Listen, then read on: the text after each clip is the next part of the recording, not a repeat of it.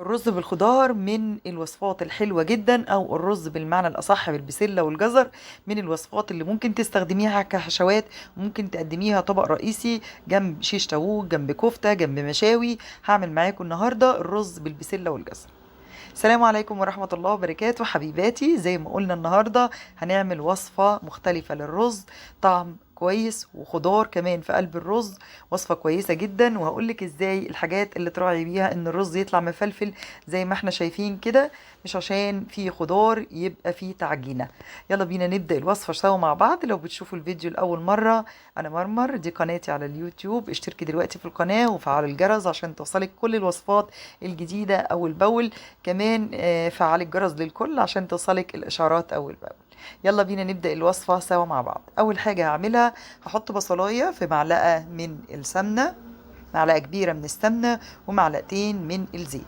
الرز لازم يتعمل بزيت مع سمنة يا جماعة، عشان الفلفلة اللي بتبقى موجودة في الرز دي بتبقى من الزيت مش من السمنة.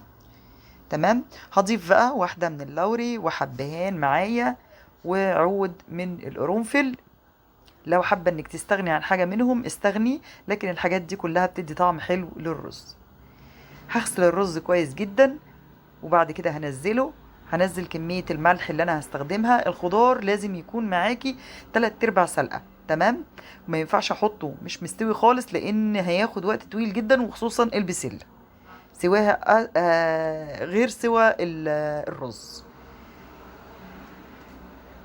وكمان هيغير لون الرز. بعد ما ظبطت الدنيا كده وحطيت الايدام بتاع الرز بتاعي، ما بحطش ازيد منه، لان الخضار مستوي.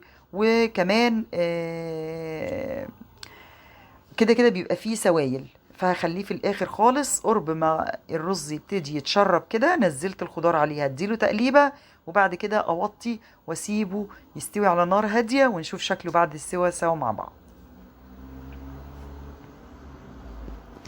ده كده شكل الرز، ريحته خطيرة جدا. الخضار مع البصلة مدي ريحة حلوة جدا. وصفة النهاردة كانت وصفة سهلة زي ما قلت لكم، تقدري تستخدميها حشوة بط، حشوة لسمان، حشوة لفراخ، وكمان تقدري تقدميها جنب مشاوي او شيش طاووق او حتى كفتة. اتمنى الوصفه تكون تعجبكم النهارده. وصفتنا كانت بسيطه وسهله جدا. عملت معاكم النهارده الرز بالبسله والجزر بطريقه بسيطه وسهله.